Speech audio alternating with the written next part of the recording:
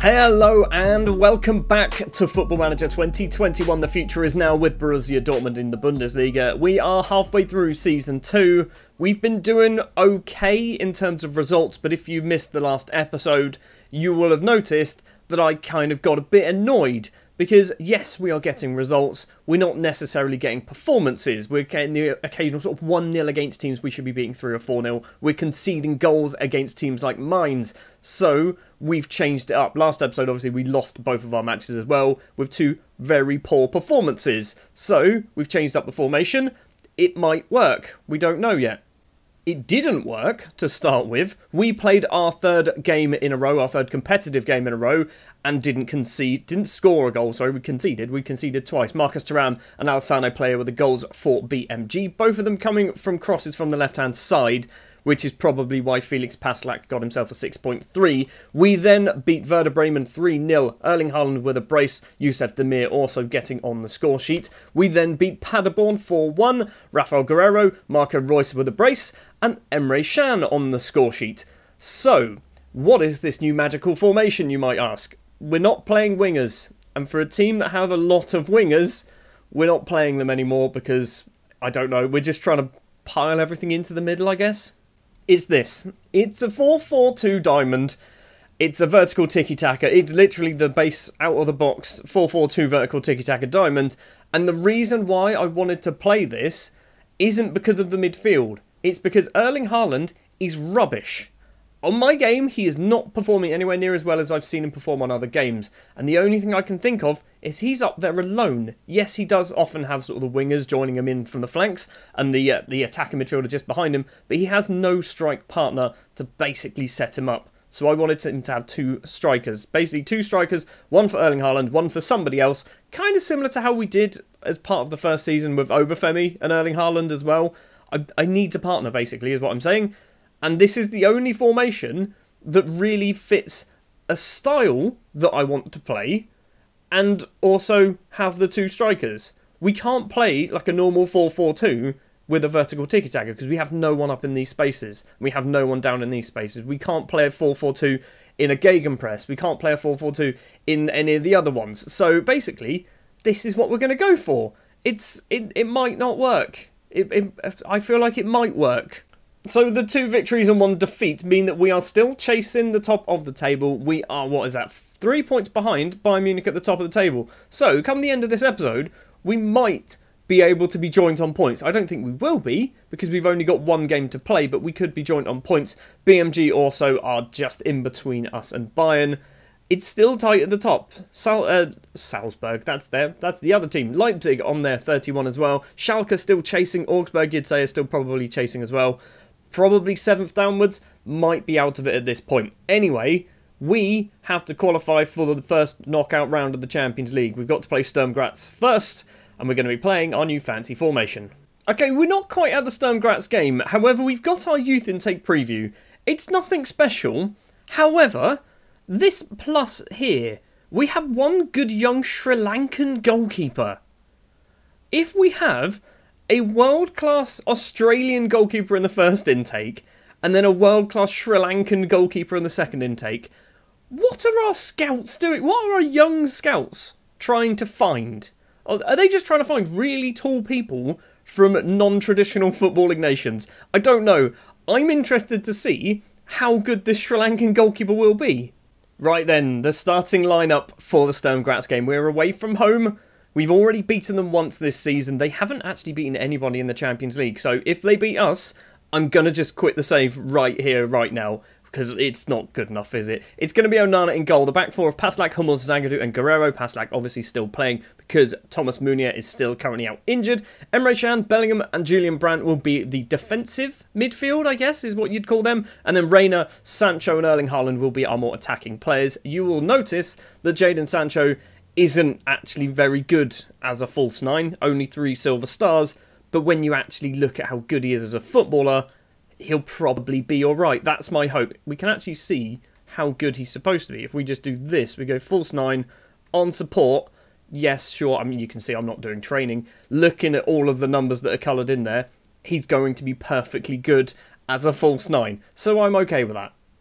Now, I didn't mention it before the start of this match, but basically, everything is still to play for. We are currently sat third in the group. However, because we are playing fourth place, it means first and second are playing each other. Both teams can't win. So, we have to basically just win. If we win a game, we will go up. It's irrelevant what happens elsewhere. If it's a draw elsewhere, it doesn't matter because they will both get 1 point and we'll actually finish top of the group. If one of those two teams win and we win, we will finish second in the group. It is as simple as that. 9 minutes on the clock and we've got the ball inside our own penalty area. Hummels with it, forward to Jude Bellingham. Bellingham, who's still only 18 years old. It's ridiculous how young he is. Paslak's going to run towards the centre of the pitch, which is getting rid of even more width that we don't have.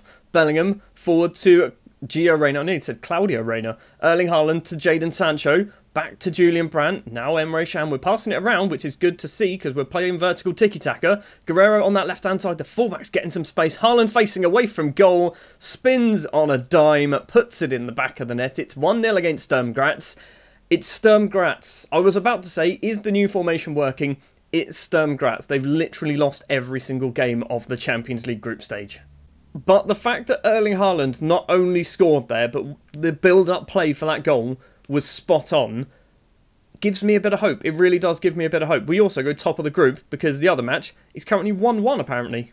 Well, it's half-time. It is 1-0. Apparently we've had a very good chance about 25-30 minutes into the game that we did not see. It's not been exciting, let's put it that way. But we are winning the game. I'm going to point the finger and say, I know you're capable of better. Midfield is where everything is happening, isn't it? Reyna, Brandt, Bellingham and Can, all on 7.0s or above. Guerrero and Zagadou also doing well, and obviously the goal from Erling Haaland. Do we look at mixing some things up? Guerrero with a free kick from the right-hand side. Erling Haaland makes it 2-0. 1 minute and 39 seconds into the second half. We don't mix things up. We keep it as it is. This is going to be very harsh on Zenit. Because if it stays this way, if Zenit don't beat Inter Milan, they're getting knocked out. And Zenit have had a cracking Champions League group stage. They're currently third place because it's a 1-1 draw still. We are going to do ourselves a change. Emre Can coming off for Lewis Cook, who's going to sit as that deep line playmaker. This is what I was tempted to start. I was tempted to start Demir instead of Sancho. So we're going to go for that. We've still got about 15 minutes left to play of normal time. Guerrero with a throw to Brandt. Heads it back. It's going to be Cook. Rafael Guerrero finds Lewis Cook, the former Bournemouth man, runs full with it across to Julian Brandt. There's a lot of Sturm Graz players in the way here. Brandt has the ball once again forward to Rafael Guerrero. He's going to go backwards. He doesn't actually. Tries to find Erling Haaland and can't manage it. And now Sturm Graz not getting it over Dan Axel Zagadou's head. Reyna to Demir. Demir's got some runners. Right-hand side is Felix Paslak, the fullback, getting upside on the right. Bellingham into the penalty area. Demir is there. Erling Haaland is there. It's not going to count. I think Haaland was offside, but that would have been his hat-trick. And I don't think we've seen a hat-trick on camera yet in Football Manager 21 from my sides. Well, we've gone to VAR. The goal has been disallowed. It is still only 2-0. Erling Haaland, how far offside was he? Was he offside? Ish, yes, I guess he was. Those decisions for me are a little bit questionable because he wasn't interfering with play until the keeper saved it, which to me is then a different bit of play. I don't know how it works. It is 2-0 then on the night. We have managed to finish second in our group because I think Inter Milan actually scored a late goal. Very good performance. But was that because it was Sturm Graz who were playing defensive? We will be up against it against Freiburg in the next match, who I think might be a bit more of a challenge. But we're through to the knockout stages of the Champions League. We're going to get someone like Barcelona and get hammered, aren't we? So confirmation then, we do finish second place. I'm going to have a quick check. An 84th minute Romelu Lukaku goal, giving Inter Milan the 3 points there, putting them top of the pile, which means Zenit drop into the Europa League after winning 3 games in the Champions League. Admittedly, 2 of them were against Sturm Graz, but they also beat us, and we finished ahead of them.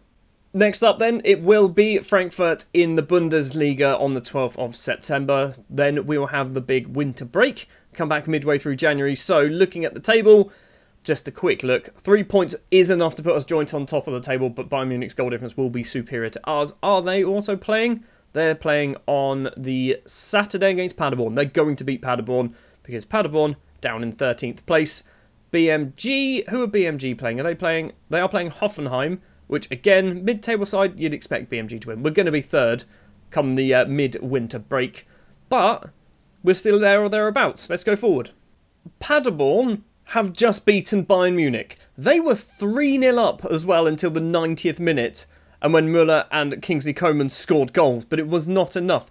Paderborn have beaten Bayern Munich, which means if we win 4-0, we could go joint at the top of the table. Leipzig have moved ahead of us because they picked up a solitary point against Werder Bremen as well. It could be the ideal weekend of football. We're still not even at our match yet. Let's go forward to that. So, for the Frankfurt game, we are going with exactly the same starting 11. And one thing I've noticed, Jadon Sancho is now 3 gold stars as a false 9, as opposed to silver stars. Did he literally need to play 1 game as a false 9 and all of a sudden he realised he could play there? I don't understand what's happened there. But anyway, we are staying with the starting 11 that we played against Sturm Graz. So, Onana, Paslak, Hummels, Zagadou and Guerrero, who is very, very tired, but because we go on the winter break after this match, I'm not too fussed if he gets very, very tired. Emre Can, Bellingham, Brandt, Reina, Sancho and Haaland. That's our squad for this one.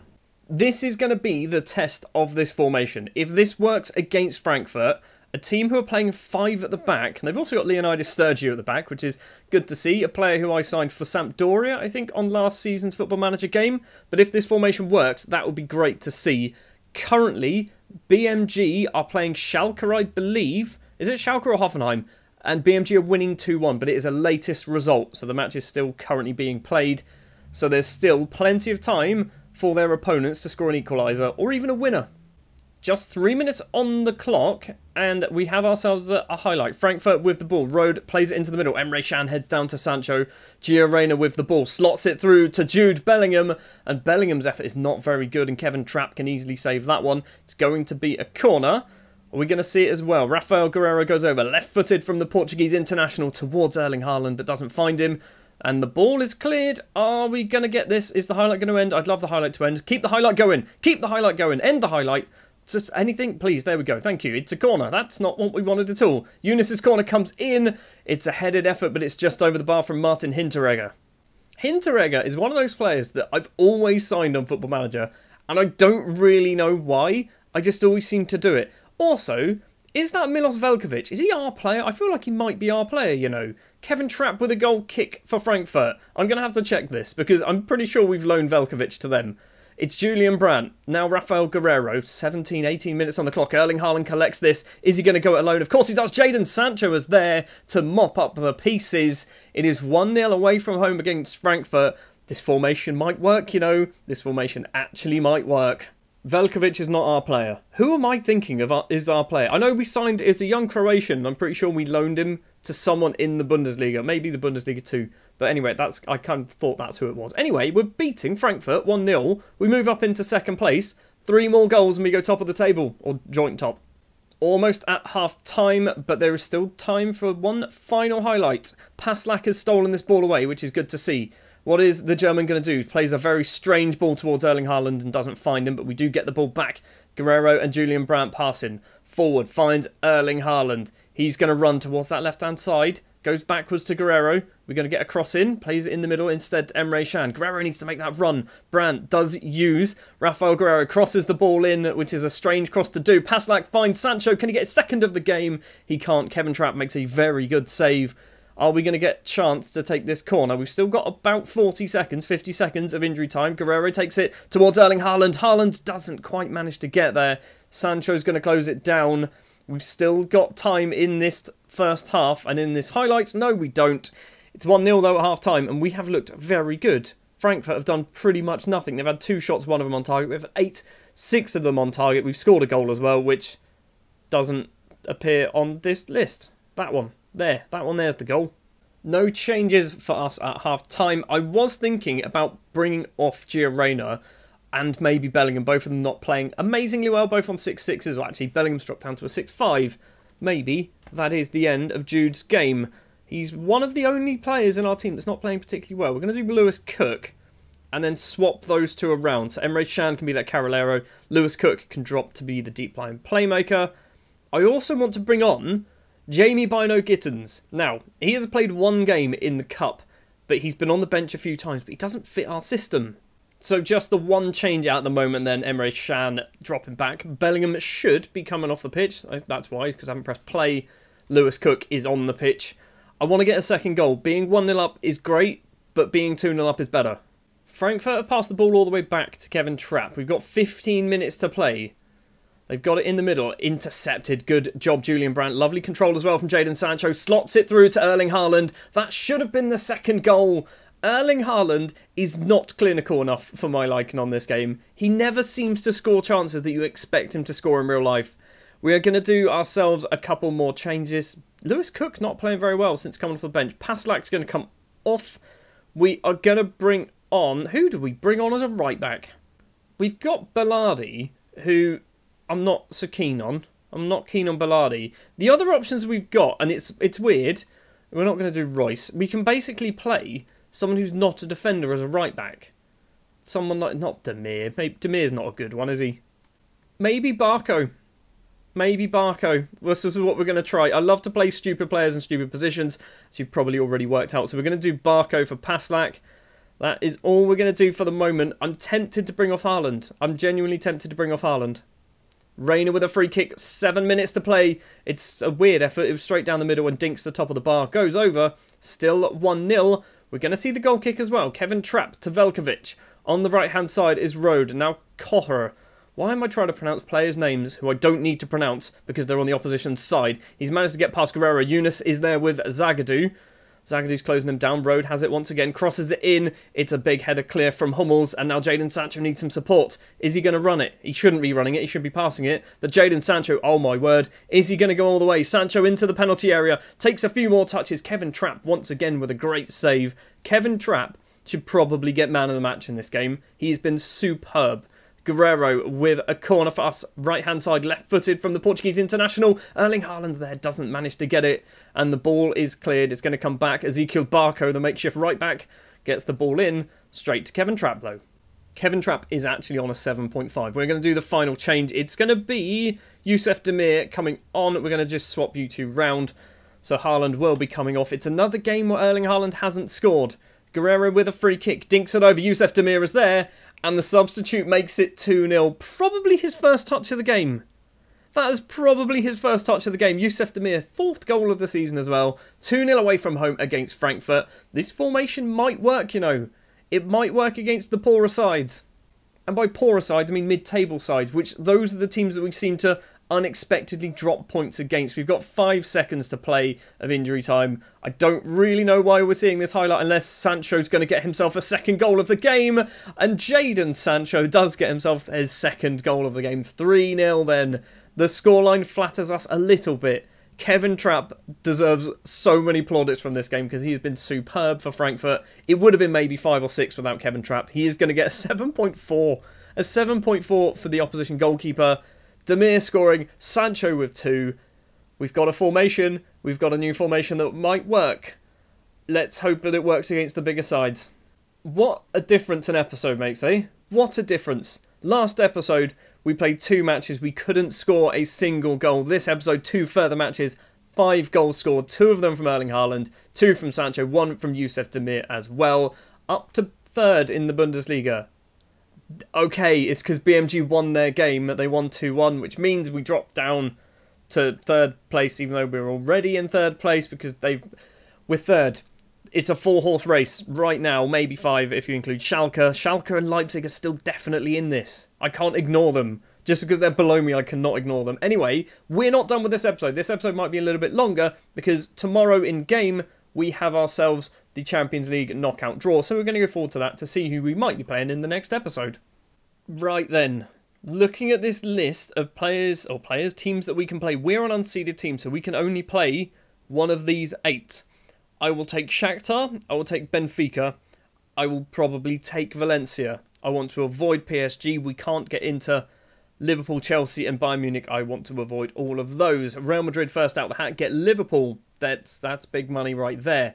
Juve get Benfica. That is a nice, easy, not easy, but a winnable game for Juve. Sporting have Shakhtar. Not looking good for us. Lazio have Valencia.